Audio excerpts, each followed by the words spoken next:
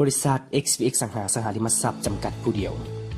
ประกาศขายดินพ่อมงแถวด่วนบ้านจอมมณีเมืองไซเศรษฐานครหลวงเวียงจันทน์เริ่มจากซีแยกไฟแดงหอประชุมแห่งชาติแล้วแลนซื้อมาทางถนนไก่สอนพรหมวิหาร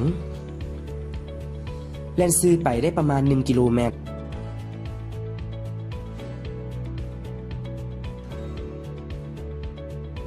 เลี้ยวขวาเข้าหอมเส้นทางกลุ่มพาราใหญ่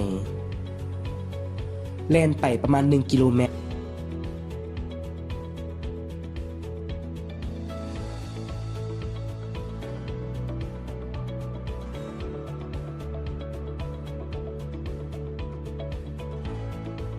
เลี้ยวซ้ายเข้าหอม2บ้านจอมมณีเข้าไปประมาณ500 เมตร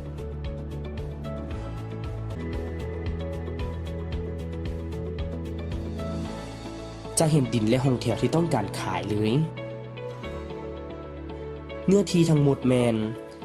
8,570 ตารางเมตรรูปลักษณะของดินเป็นดินงามถมแล้วและมีห้องแถวที่สมบูรณ์แบบ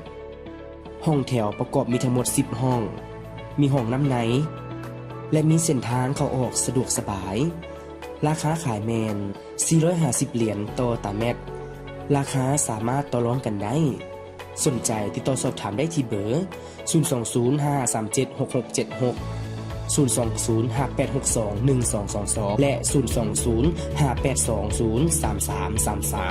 สามารถติดตามพวกเราได้ที่เว็บไซต์ www.xvxlao.com Facebook xvx lao p-r